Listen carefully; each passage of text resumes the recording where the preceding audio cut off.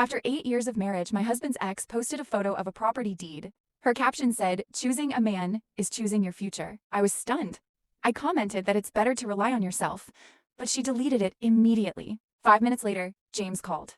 I thought he'd ask what happened, but he only yelled. Said Lindsay was struggling with her mortgage. He said helping her was normal. He accused me of causing trouble. Then he hung up and blocked me. An hour later, Lindsay posted again. She now owned half of the company's shares. James had given it to her. I felt nothing. When James came home, I had just thrown away the syringe from my pregnancy-saving injection. It was our second pregnancy. Only 2 months, and I had bleeding that morning. The doctor said I needed daily shots. I didn't plan to tell James yet. I wanted to celebrate his birthday one last time. But instead of coming home, he spent his time with Lindsay's posts. He saw the empty dining table and asked if I forgot his birthday. I never forgot. Every year, I cooked for him. But tonight, he didn't even show up. I scrolled through Lindsay's posts. She had shown off gifts from him all year. She received more in 1 year than I did in 8 years. I smiled coldly and said he spent nearly $1 million on her. James got angry and said those were bonuses. He said I should understand because I'm also in management. I asked if he also gave employees shares in Riverview mansions. His phone buzzed. He smiled. It was Lindsay. He told me he explained everything and said if he liked her, he wouldn't be home. I ignored him and went to the kitchen. He thought I was about to cook and tried to calm down. He said he'd get a cake instead. I walked out with a trash bag. He snapped, thinking I was following him. I told him I was just taking out the trash. He softened and suggested we eat together. I agreed. 20 minutes later, he dropped me at a rundown barbecue stall and sped off. The stall was closed. Dust hit my face. Men from nearby carts stared at me. I was still in my nightgown. I sat on the steps, scared. A drunk man came toward me, offering money. I told him to go away. He smashed a bottle in anger. A passing car stopped and took me home. I shook the whole way. As soon as I got home, pain hit my stomach. James stormed in, yelling. He claimed he circled the alley looking for me, but if he had looked, he would have seen the stall was closed. I told him he left me there. I reminded him he still had me blocked. He went quiet, realizing his mistake. He threw the cake on the table and said kindness was wasted. Then he went to shower. The pain got worse. I collapsed on the sofa. I looked at the cake. A piece was missing. I opened Lindsay's new post, 2 shadows in a mansion. A strawberry cake with a candle. Her caption said they would spend every birthday together. I held back tears for the baby. I threw the cake away. James came out angry, saying I ruined everything. He yelled that he crossed half the city for me.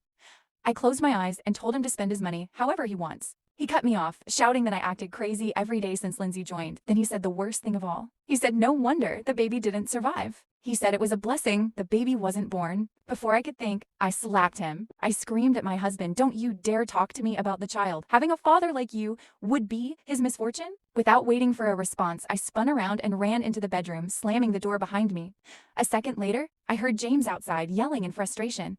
Eventually, the shouting faded, and tears streamed uncontrollably down my face. When Lindsay joined the company, things had changed between us. My sense of security vanished, replaced by suspicion and anxiety. I found myself constantly wondering if he still loved me. At one point, I even considered having a child just to keep him tied to me. But when I first showed him the positive pregnancy test, I'll never forget the furious, twisted look on his face. He had been texting Lindsay then, and in a split second, he smashed his phone against the table, shattering the screen. The company's expanding, and money is tight. I can't afford a kid right now. Just get rid of it. I was shocked, angry, and heartbroken, but I stood my ground and refused. Not long after, James invited me to a business event. We hadn't gone anywhere together in 2 years, so I assumed it was work-related and agreed with little thought. But when I found myself surrounded by a group of greasy, middle-aged men raising their glasses toward me, I realized what was happening. I glanced at him, hoping for help, but he was too busy bragging about how much I could drink. Forced to down glass after glass, my tears mixed with the liquor. An hour later, I collapsed to the ground, my skirt soaked in blood. Only then did James finally take me to the hospital, but it was too late. The baby was gone. That's why I hadn't told him about this pregnancy. If he hadn't used the excuse of being too broke to raise a child back then, maybe I wouldn't have been so triggered by his actions of giving away houses and company shares like they were nothing. Looking back, he probably had plans for that money all along. Our child's existence disrupted his pursuit of his true love, and that's why he was so angry. Seeing Lindsay's latest post on social media confirmed what I already knew. This marriage was over. When I woke up the following day, James was already gone. I called a lawyer and had divorce papers drawn up. While preparing to send them to his office, I saw a celebratory video on their corporate account. Lindsay was promoted to company shareholder, holding the same title as James. She was no longer just a secretary. She now held an executive position. In the video, they hold champagne glasses, toasting each other as employees cheer them on. James's wedding ring was replaced by a more delicate one that matches Lindsay's, a new model from this year's collection. I couldn't help but laugh bitterly. I remember when we got married, his company was just starting out. I only asked for the cheapest ring at the store to ease his financial burden. He was moved to tears and promised to buy me the most expensive ring when he made more money. 8 years later, the ring he promised me ended on another woman's finger. Just as I finished sending the divorce papers, James called. "I'll pick you up tonight. The company is having a team-building event.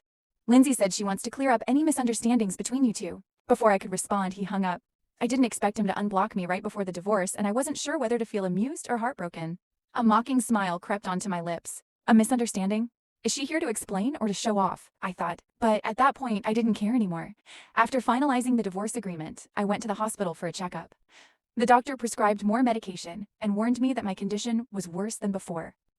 He stressed that I needed to keep my emotions in check, as any stress could affect the baby. Taking his advice seriously, I picked up my medication and went home. I started looking for a new place to live, knowing I couldn't stay in this toxic environment. It wasn't safe for me or for the baby. After searching all day, I found a place and paid the deposit.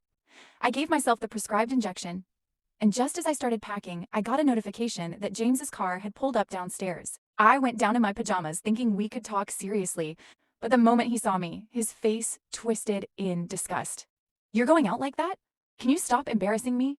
People will think I can't even afford to buy you makeup." Sitting in the passenger seat with her perfect makeup, Lindsay giggled and opened the door. Standing next to her, I felt even more worn out and drained. Before I could respond, she smiled brightly and nudged me into the back seat. "Oh, Shannon, no need to get all dressed up. You're already beautiful enough. Besides, do you think James would even let you leave the house if you got all dolled up?" The door shut behind me, and she casually slid back into the front seat. They chatted nonstop during the drive while I sat in the back feeling like a complete outsider. In our 8 years of marriage, I had never seen James this eager to share anything with me. At that moment, I clearly felt the difference between being loved and not being loved. When the car finally stopped, I was shocked to see that the team-building event was being held at the same barbecue stall where I had almost been assaulted the other night. The owner was open for business this time, and the tables outside were packed with company employees. When they saw James step out with Lindsay, they rushed to greet the two, calling them Mr. Carter and Miss Thompson, while the employees ushered them to the center of attention. I scanned the area and noticed only one seat left in the corner. At that moment, Lindsay playfully smacked her forehead and stuck out her tongue as if she had just remembered something. "Oh no, I totally forgot about Shannon's seat. Can someone make some room?" Before I could say a word, James had already spoken for me, turning down her offer. "There's no need. I'll just sit here. It's just dinner." I didn't argue. I walked straight to the corner seat. The table was full of new hires, none of whom knew who I was. James didn't bother introducing me, so no one tried to talk to me. I was grateful for the quiet. It wasn't until I overheard a conversation that I realized Lindsay had suggested this place. She was reminiscing about how she and James came here often in school. I only took a few bites when a familiar voice sounded in my ear. Well, isn't this the girl who wouldn't take my offer that night? Back again tonight to look for clients? How about $500 this time? Deal?" Chapter 4. Goosebumps prickled over my skin as soon as I heard the voice. James glanced my way, his expression darkening, but he didn't budge. It was my male colleagues who stepped in to handle the situation. Meanwhile, James just raised his glass with a cold, condescending smile. "No wonder I couldn't find you that night. Looks like you were busy with your business." I froze in shock, my face flushing with anger and humiliation. I stood abruptly, ready to leave, but Lindsay rushed over, blocking my path. "It's all my fault," she said, her voice dripping with fake sincerity. "I shouldn't have picked this place. I'm so sorry. Tonight was supposed to clear up misunderstandings, and now I've made it worse. I'll punish myself. Before I could respond, she grabbed a bottle and downed it. The diamond on her finger caught the light, sharp and blinding. Only then did James finally move. He walked over, his voice laced with irritation. "Lindsay already apologized. What more do you want? Just let it go and stop making a scene." I let out a bitter laugh. "Oh, so she apologizes and I'm supposed to just forgive her? Is that how it works now?" James's frustration boiled over. His brows furrowed as he snapped back. "She already drank for you, and you're still going on about this? Even if you're mad, there's a limit." He shoved a bottle of alcohol into my hand, the message clear. I pressed my lips together, my fury threatening to spill over. But I kept my voice ice cold. "I can't drink. I've got somewhere else to be, so I'm leaving." Before I could walk away, James grabbed me by the neck, his grip tight. "Shannon, have I been too nice to you? Lindsay drank an entire bottle for you and you're just going to walk out?" He yanked me hard, slamming me against his chest. He pried the bottle open and forced it toward my mouth. The liquor poured down my chin, soaking my clothes as I choked and coughed, clutching my stomach in pain. He tossed the empty bottle to the ground, still fuming. "Don't be ungrateful." Tears welled in my eyes, not from sadness, but from the physical strain. His angry, threatening words kept coming. "Apologize to Lindsay or we're getting divorced. I'm done with this." Everyone around us expected me to explode, to lose control. But I didn't. I composed myself, even as my face burned with humiliation. I nodded calmly. "Fine, then. Let's get divorced." I took 2 steps, but Lindsay grabbed my arm, panic creeping into her voice. "Don't be impulsive. Divorce isn't a small thing. You shouldn't do this because of me. Get lost." I yanked my arm free, sending her stumbling backward. James snapped, his fury exploding. He grabbed an empty bottle from the table and hurled it at the back of my head. The next moment, I collapsed. Crimson blood pooled beneath my nightgown, soaking the floor. James froze, terror spreading across his face. It was as if he couldn't understand why, after hitting my head, the blood was coming from my lower body. At that instant, the reality seemed to hit him. He rushed over, lifting me up and shaking me violently. The people around us were frozen in shock, too scared to breathe. All I could hear was James's panicked voice. "Shannon, stop pretending. Are you done yet? Talk to me. Don't think I'll feel sorry just because of this." I was losing too much blood. As James spoke, his voice became less confident, causing my face to visibly pale. Meanwhile, a flicker of triumph passed through Lindsay's eyes, but she quickly realized how serious the situation was. After a long pause, she stepped forward, her voice cautious. "You should take her to the hospital. I think Shannon. She's miscarried." At the word miscarriage, James froze as if waking up from a nightmare. In a panic, he scooped me into his arms and rushed to the car, completely disoriented. Just as Lindsay tried to climb in, James floored it, speeding without her. That final team-building event ended in bloodshed. As I lay in the back seat, every bump in the road made the pain worse. My head throbbed and my abdomen felt like it was being ripped apart. I was numb, heartbroken. Out of the corner of my eye, I saw blood soaking into the car seat beneath me. I never thought that after everything, I still couldn't save this child. Maybe fate told me we weren't meant to have a child together. For the first time, James had chosen me over Lindsay. The victory I had been waiting for came at a moment like this. Tears slipped from my eyes as everything went dark. When the surgery was over, the nurse wheeled me out of the operating room. James rushed over to the doctor, his voice trembling. "How is she? Is she okay?" The doctor's expression was cold, his tone harsh. "Are you the patient's family? Don't you know she's had a history of violent miscarriages? This pregnancy required extra care. She's been on injections for days with no improvement, and you still let her drink? Are you trying to kill her?" The doctor continued sharply. "And what about the blunt trauma to her head? If this was caused by someone, you should call the police. This isn't an accident. It's practically an attempted murder. If you'd brought her in any later, I wouldn't have been able to save her." James's face strained of color, guilt etched into every line. When I finally woke up in the hospital room, he was sitting next to the bed, his head buried in his hands. As soon as he heard me stir, he looked up, his voice barely steady. "Why didn't you tell me you were pregnant? That was my child too. If I had known, I wouldn't have." I cut him off. "There's nothing left to say. Even if you had known, you wouldn't have let me keep the baby." I took a breath. "Let's get divorced. I've already sent the papers to your company. Just sign them and we'll be done. I never cared about the money or the assets. But now I'm taking back what's mine, what you gave her during our marriage. I'll be suing Lindsay for it, so you should start preparing." James's face twisted in disbelief. I expected him to defend Lindsay, but after a long pause, he clenched his jaw. "I can explain everything that happened before. But why didn't you tell me you were pregnant? It wasn't just your child. It was mine, too." I gave him a bitter smile. "Tell you? You've been spending all the money meant for raising a child on houses and shares for Lindsay. What would be the point? You'd just think I was using the baby to fight for your assets, and then get berated by you again. Why would I bother?" He froze. A flicker of struggle crossed his face as if he were remembering all his past mistakes. Just as he opened his mouth to explain, the hospital door swung open. Lindsay walked in gracefully, holding a lunchbox and some documents, her face full of sweetness and concern. "Shannon, are you okay? It's all my fault. I didn't know you were pregnant. I never would have asked you out to eat if I had known. I feel terrible for causing another misunderstanding between you and James." Before she could finish, James's expression darkened. For once, he turned on her. "Who told you to come in without knocking? Do you behave like this at home, too? This isn't the company, and it's definitely not your home." Lindsay's smile faltered, tears welled in her eyes. She dropped the lunchbox and papers before running out of the room. I let out a mocking laugh. "Aren't you going to chase her? This time, half your company's shares might not be enough. Maybe just give her the whole company." James's face flushed with embarrassment. He didn't argue.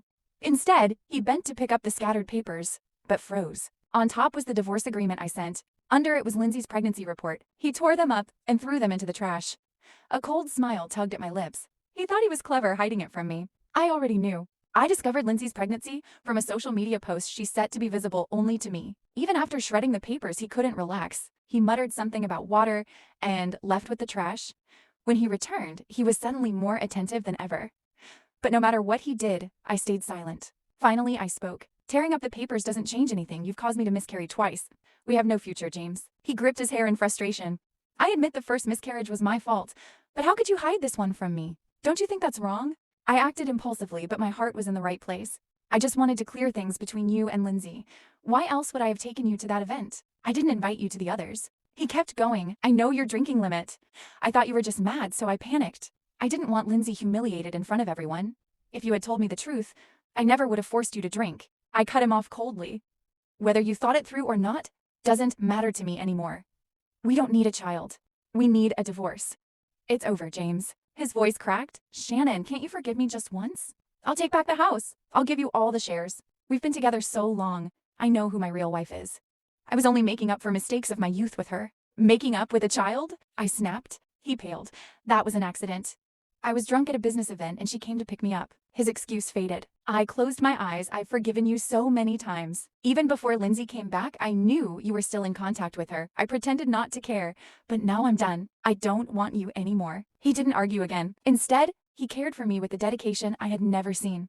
He washed me, changed my dressings, followed every doctor instruction. He even learned to cook. Everyone thought he was the perfect husband. None of them knew why I was truly in the hospital. The more he cared, the more I realized the truth. He always knew how to treat someone with love. He had simply chosen not to treat me that way. During this time, Lindsay sent countless messages. James ignored them all. Eventually, annoyed, he took her calls only to tell her to stop bothering him. One night, pretending to be asleep, I heard her crying softly on the phone. James's voice was cold and heartless. Get an abortion. I've scheduled the surgery. The next day, I called my lawyer right in front of James, calmly. I told him I planned to sue my husband for transferring funds to his mistress during our marriage, and that I intended to recover every penny. James heard every word, but didn't say anything. Without a single response, he turned and left the hospital room, heading to the obstetrics department to schedule Lindsay's abortion. That's when it hit me. Lindsay had fallen entirely out of favor. I had won, but it didn't feel like a victory. It felt hollow. Surprisingly, James didn't try to stop me from suing him. Instead, he handed over all the financial records detailing every dollar he'd spent on Lindsay. He claimed he didn't want to risk the evidence being inadmissible in court. I noticed a hopeful glint in his eyes, but I stayed silent. I accepted the records without hesitation. Even though a small part of me felt Lindsay didn't deserve this level of betrayal, not even after everything, the day of the scheduled abortion arrived. And by then, Lindsay had already received the lawyer's letter, but she never showed up for the procedure. Curious, I quietly slipped out of my hospital room and hid around the corner of the hallway, just out of sight. I watched as frustration slowly crept over James's face. He lost control, shouting at his phone like he used to yell at me. For a full hour, he ranted, dragging up grievances from the past year and even issues from when they first separated a decade ago.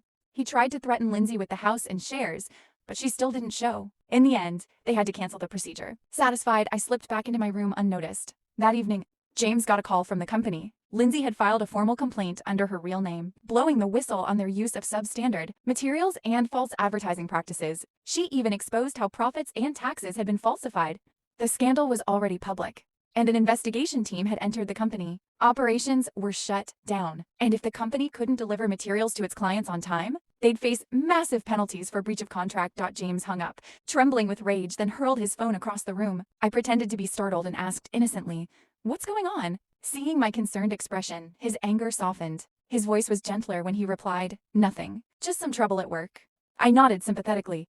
"You should go back, then. I'll be discharged in a couple of days." Without a second thought, he quickly packed his things. Before leaving, he paused at the door and reminded me, "Text me when you're discharged. I'll come pick you up." As soon as he was gone, I sprang into action. I contacted a well-known paparazzo and hired him to stake out Lindsay's villa, gathering evidence of James's infidelity. Not to sue him, but to ruin his reputation. I wasn't wrong. After leaving the hospital, James headed straight to the villa. But when he arrived, he found Lindsay completely naked, wrapped in the arms of a younger man. It couldn't have been more obvious. James immediately flew into a rage, questioning the paternity of the child she was carrying and threatening to take back the shares and the house he'd given her. He even vowed to sue her for fraud if she didn't comply. But what James didn't know was that Lindsay had already secretly sold the shares for cash. The confrontation quickly turned violent. The paparazzi captured the scene in photos and videos and sent them to my phone. I didn't hesitate. I posted the evidence in the comment section of Lindsay's public complaint about the company. The scandal blew up online, with the dramatic twists and turns captivating everyone. By the time the police arrived, they had to tear them apart physically. All three, James, Lindsay, and the younger man, were left bruised and battered. That same night, while I was being discharged from the hospital, Lindsay was being admitted. James had beaten her so severely that James had no idea what I had done. To my surprise, he was even worried that he might drag me down with him. That same night, the police took him to the station, where he signed the divorce papers without hesitation. Not only did he accept all the conditions, but he also chose to leave the marriage with nothing. He even transferred the house to my name. Later, he sent me a message telling me not to worry about him and that he would take care of everything. I read the message without emotion. Then I deleted his contact and blocked his number. 8 years. And I had been fooled by a man this stupid. Did James really think Lindsay had discovered all the dark secrets of his company by herself? No, it was me. I had anonymously sent Lindsay the evidence.